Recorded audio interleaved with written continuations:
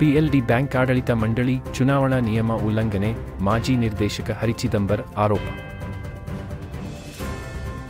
PLD bank ಆಡಳಿತ ಅವಧಿ ದಿನಾಂಕ 24/1/2025ಕ್ಕೆ ಮುಕ್ತಾಯವಾಗುತ್ತದೆ. ಚುನಾವಣಾ ಪ್ರಕ್ರಿಯೆಯಲ್ಲಿ ಮಾಡಬೇಕಾದರೆ 195 ದಿನ ಒಳಗೆ ಚುನಾವಣೆ ಮಾಡಬೇಕು. ಇದು ಯಾವುದೇ ನಿಯಮ ಪಾಲಿಸದೆ ಆಡಳಿತ ಮಂಡಳಿ ನಿಯಮಗಳನ್ನು ಉಲ್ಲಂಘನೆ ಮಾಡಿದ್ದಾರೆ ಎಂದರು.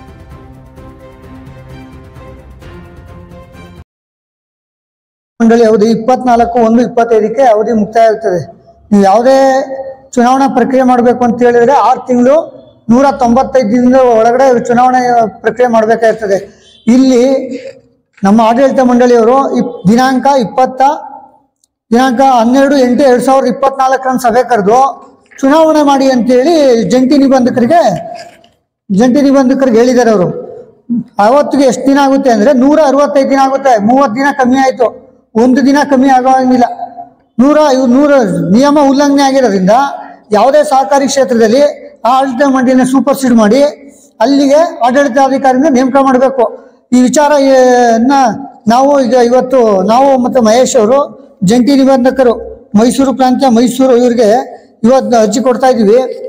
ಏನು ವಿಳಂಬ ಆಗಿರೋದ್ರಿಂದ ಆಡಳಿತ ಮಂಡಳಿನ ವಜಾ ಮಾಡಿ ನೀವು ಆಡಳಿತಾಧಿಕಾರಿನ ನೇಮಕ ಮಾಡಬೇಕು. ಯಾಕಂದರೆ 13D(1) ನಿಯಮ ಇಲ್ಲಿ ಉಲ್ಲಂಘನೆ ಆಗಿದೆ, ಸ್ಪಷ್ಟವಾಗಿ ಉಲ್ಲಂಘನೆ ಆಗಿದೆ. ಕೋಆಪರೇಟಿವ್ ಆಕ್ಟ್ 13D(1) 1960 2004 ನಿಯಮ 5B(3) ಇದ್ರ ಪ್ರಕಾರ ಇವರು 195 ದಿನ ಮುಂಚಿತವಾಗಿ ಜಂಟಿ ನಿಬಂಧಕರಿಗೆ ಮತದಾರ ಪಟ್ಟಿಗೆ ಇವ್ರು ಪರ್ಮಿಷನ್ ತಗೋಬೇಕು.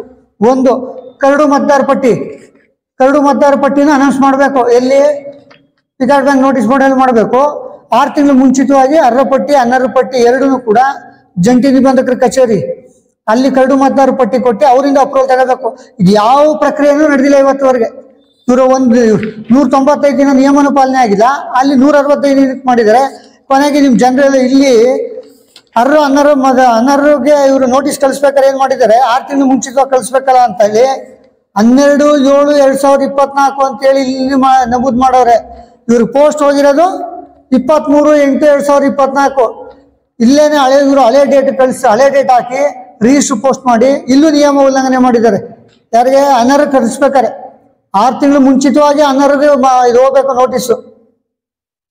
13/8 ಕ್ಷೇತ್ರ ಪುನರ್ವಿಂಗಡಣೆ ಆಗಿದೆ, ಅದಕ್ಕೆ ಅರ್ಜಿ ಕೊಡಿ ಅಂತೇಳಿ ಮನೆ ಕಾರ್ಯದರ್ಶಿಗೆ ನಾನು ಅರ್ಜಿ ಕೊಟ್ಟಿದ್ದೀನಿ. ನಾನೇ ಅರ್ಜಿ ಕೊಟ್ಟರು ಬರೀ ನನ್ನ ಅರ್ಜಿಗೆ ಇನ್ನೂ ಉತ್ತರ ಕೊಟ್ಟಿಲ್ಲ. ಇವತ್ತು ಕೊಟ್ಟು ಬಂದಿದ್ದೀನಿ. ಅದಕ್ಕೆ ತಮಗೆ ಒಂದು ಕಾಪಿ ಕೊಟ್ಟಿದ್ದೀನಿ, ಕೊಡ್ತೀನಿ. ಇಲ್ಲ ಅಂತ ಹೇಳಿದ್ರೆ ಕೊಡ್ತೀನಿ, ಕಾಪಿ ಇಲ್ಲ ಅಂತ ಹೇಳಿದ್ರೆ.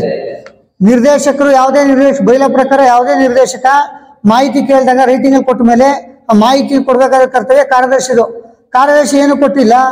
ಅಲ್ಲಿ ನಿಯಮ ಉಲ್ಲಂಘನೆ ಆಗಿದೆ ಎಂದು ಸ್ಪಷ್ಟವಾಗಿ ಗೊತ್ತಾಗಿದೆ. ಕಾರ್ಯದರ್ಶಿನ ಅಮಾನತ್ ಮಾಡಬೇಕು ಅಂತೇಳಿ ಈ ಸಂದರ್ಭದಲ್ಲಿ ನೇರವಾಗಿ ಹೇಳ್ತೀನಿ. ನವೀನ್ ಕುಮಾರ್ ಅಂತೇಳಿ ಕಾರ್ಯದರ್ಶಿ ಏನು ಕೊಟ್ಟಿಲ್ಲ, ಇದನ್ನ ನಡವಳಿನ ನಿರ್ದೇಶಕ ಕೇಳಿದ್ರೆ ಕೊಟ್ಟಿಲ್ಲ ಅಂತ ಹೇಳಿದ್ರೆ. ಆಮೇಲೆ ಇಲ್ಲೇ ಬರೆದಿದ್ದಾರೆ ಮಹಾಸಭೆ, ಆಮೇಲೆ ಜನರಲ್ ಬಾಡಿನೂ ಅಷ್ಟೇ. ಅವ್ರು ಎಷ್ಟು ದಿನ ಮುಂಚೆ ನೋಟಿಸ್ ಕಳಿಸ್ಬೇಕಿತ್ತು, ಅದು ನಿಯಮ ಉಲ್ಲಂಘನೆ ಆಗಿದೆ. ಕೊನೆಗೆ ಅವ್ರು ಹೇಳ್ತಾರೆ ಮಹಾಸಭೆಯಲ್ಲಿ ಚರ್ಚಿಸೋ ವಿಷಯ ಇದ್ರೆ 7 ದಿನ ಮುಂಚೆ ಲಿಖಿತವಾಗಿ ಬರ್ಕೊಟ್ಟಿದ್ದೀರಿ ಅಂತ. ಬಟ್ ಎಷ್ಟು ಜನ ಅರ್ಜಿ ಕೊಟ್ಟವ್ರೆ, ಅವ್ರಿಗೆ ಯಾರು ಇನ್ನೂವರೆಗೆ ಲಿಖಿತವಾಗಿ ಬರ್ಕೊಟ್ಟಿಲ್ಲ. ಉದಾಹರಣೆಗೆ ನಮ್ಮ ಶಿವರಾಮಣ್ಣ ಅವರು ಅರ್ಜಿ ಕೊಟ್ಟವ್ರೆ, ಅವ್ರಿಗೂ ಕೊಟ್ಟಿಲ್ಲ ಅವರು. ಇಲ್ಲೆಲ್ಲ ಪ್ರತಿಯೊಂದು ಹಂತದಲ್ಲೂ ನಿಯಮ ಉಲ್ಲಂಘನೆ ಆಗಿರೋದ್ರಿಂದ ಮಾನ್ಯ ಜಿಲ್ಲಾ ನಿಬಂಧಕರು ಇದನ್ನ ಪರಿಗಣನೆಗೆ ತಗೊಂಡು ಇದನ್ನ ಸೂಪರ್ಸೀಡ್ ಮಾಡಬೇಕು ಅಂತೇಳಿ ನಾನು ಮನವಿ ಮಾಡ್ತಾ ಇದ್ದೀನಿ. ಆಮೇಲೆ ಬಹುಸಂಖ್ಯಾತರಿರೋ ವೀರಶೈವ ಸಮಾಜ ಲಾಳಹಳ್ಳಿಲಿದೆ. ಆ ಸಮಾಜ 40 ವರ್ಷದಿಂದ ಇದು ಟೌನ್ ವ್ಯಾಪ್ತಿ ಕಸ್ಬಾದಲ್ಲಿದೆ. ಇದನ್ನೇನು ಮಾಡೋರೆ, ಕ್ಷೇತ್ರ ಪುನರ್ವಿಂಗಡಣೆ ಮಾಡ್ಬೇಕಾದ್ರೆ ಇವರು ಅವೈಜ್ಞಾನಿಕವಾಗಿ ಮಾಡೋರೆ. ಏನು ಲಾಳಂದೇವನಹಳ್ಳಿ, ಬಸವರಾಜಪುರ ತೆಗೆದು ನಮ್ಮ ತಿಪ್ಪೂರು ಕ್ಷೇತ್ರನ ರಿಸರ್ವ್ ಮಾಡಿದ್ದಾರೆ. ಭೌಗೋಳಿಕವಾಗಿ ಮಾಡಬೇಕು, ಭೌಗೋಳಿಕವಾಗಿ ಮಾಡಬೇಕು. ಮಾಡಿಲ್ಲದೆ ಇರೋದ್ರಿಂದ ಇದು ಮಾಡಿ ಅಂತ. ಏನು ಇವರು ಪುನರ್ವಿಂಗಡಣೆ ಮಾಡೋದಂತ ನಿಯಮಗಳಿದ್ದು ನಿಯಮಗಳನ್ನ ಗಾಳಿ ತೂರಿ ಯಾರ್ದೋ ಮನೇಲಿ ಕೂತ್ಕೊಂಡು ಇವ್ರು ಮಾಡ್ಕೊಂಡ್ ಬಂದಿರೋದು. ಇದು ಲಾಲ್ನಹಳ್ಳಿ ಟೌನ್ ಇಂದ 1 ಕಿಲೋಮೀಟರ್ ಪಕ್ಕದಲ್ಲಿದೆ. ಇದನ್ನ ತಿಪ್ಪೂರು ತಗೊಂಡೋಗಿ ಸೇರಿಸ್ತಾರೆ ಅಂತ ಅಂದ್ರೆ ಇವ್ರ ಮನಸ್ಥಿತಿ ಯಾವ ರೀತಿ ಇದೆ? ಕರ್ತಾಳು ಹೊಳೆಯಿಂದ ಈ ಕಡೆಗೆ ಇದೆ, ಅತ್ತೊಂದು ಸಾಲಿಗ್ರಾಮ ಸೇರಿಸೋದು ಅಂತ ಅಂದ್ರೆ ಹೋಲಿ ಇವರು ಅಧಿಕಾರನ ದುರುಪಯೋಗ ಪಟ್ಕೊಂಡಿದ್ದಾರೆ.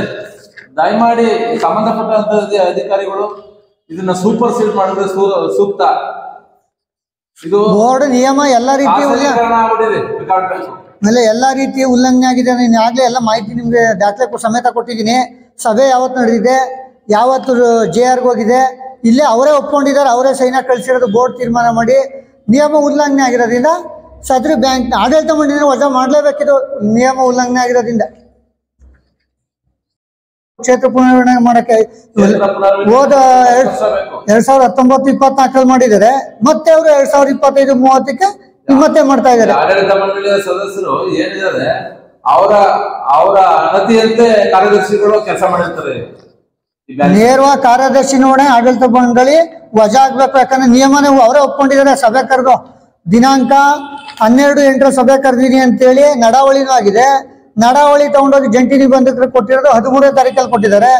ಅವರೇ ನೇರವಾಗಿ ಒಪ್ಕೊಂಡಿದ್ದಾರೆ. 165 ದಿನ ಆಗಿದೆ, 195 ದಿನ ಆಗಿಲ್ಲ, ನಿಯಮ ಪಾಲನೆ ಆಗಿಲ್ಲ ಅಂತೇಳಿ.